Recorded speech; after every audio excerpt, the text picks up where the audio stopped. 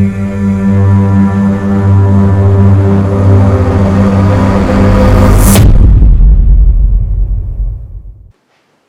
is Kreskin, and I'm sharing with you what's on my mind. I think you're going to find this rather interesting since it deals with hypnosis.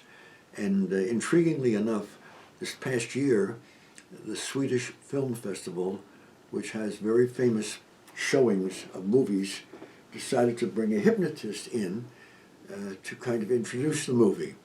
His name, I'd not heard of him. The name something like Praesto. It may be a different pronunciation because I don't speak the Swedish language. The movie that the audience was going to see was Land of Dreams.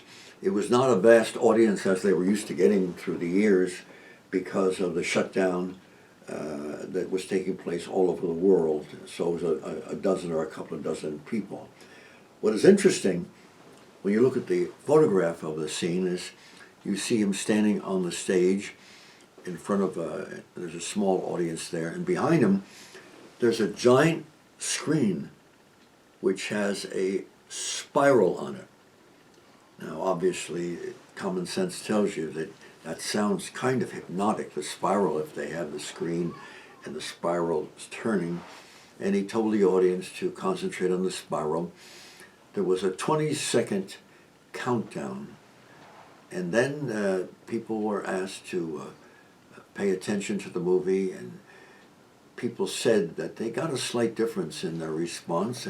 It seemed that that experience preceding the movie got rid of noises. When it was suggested they feel certain things like fabrics and hair, someone's hair, their imagination told them that they were feeling such. It was taking place in some rather significant ways. So somehow the whole presentation helped.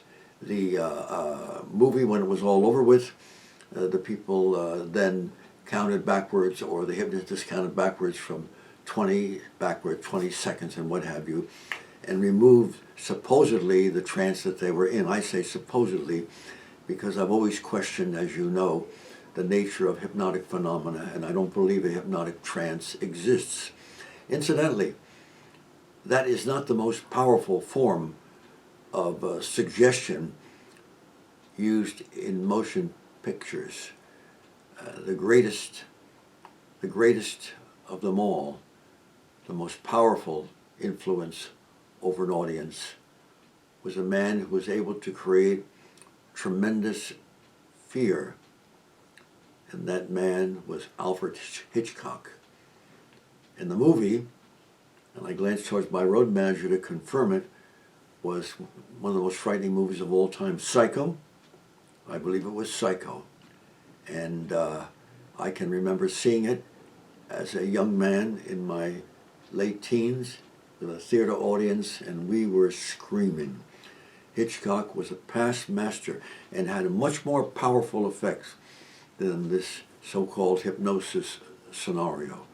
Now, going further from that, don't you know that in this past year, the Governor Abbott of Texas vetoed a bill that was passed by the 87th Texas legislature involving the investigation of hypnosis, as it may or may not be used in the investigation of criminal activities and what have you. And he vetoed the bill. But listen to the nature of it. I am trying to figure out who in God's name came up with this concept.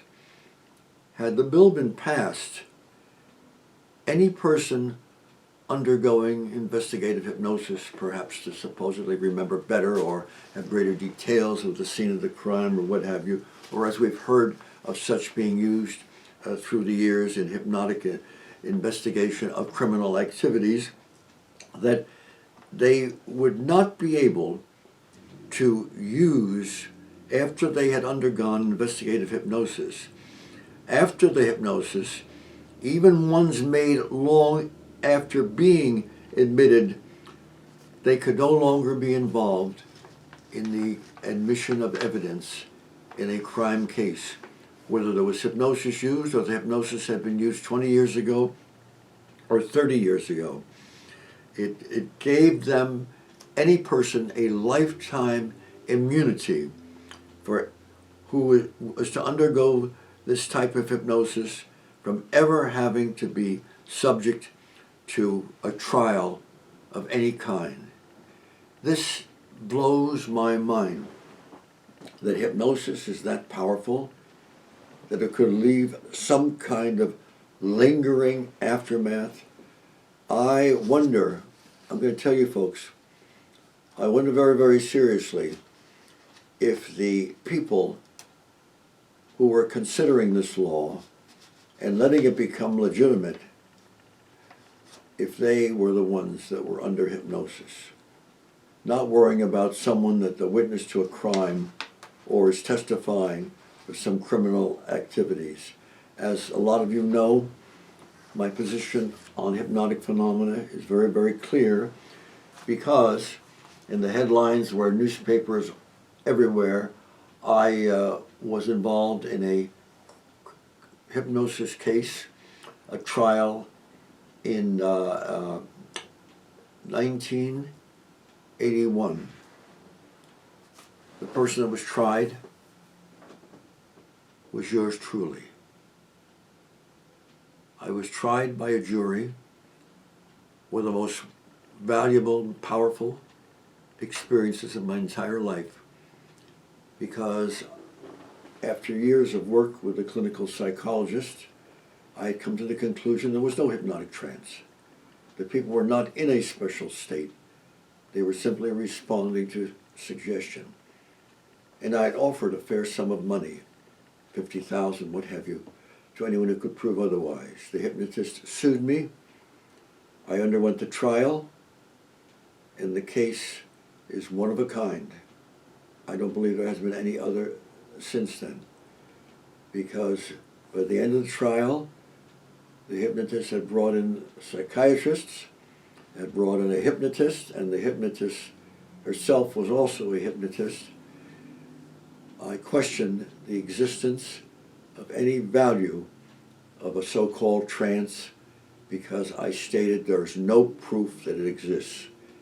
And the judge, with great animation, threw the entire case out of the courtroom and turned everything over the success to yours truly. He said they had maligned my reputation, caused me to spend money, yes, over $100,000 on the case, and this is an absolute disaster, and threw everything out. I've never been sued again. I no longer offer the $100,000 to anyone who could prove a hypnotic trance. When the case ended, I from then on offered $1 million. No hypnotist anywhere in the world has ever tried to collect that money.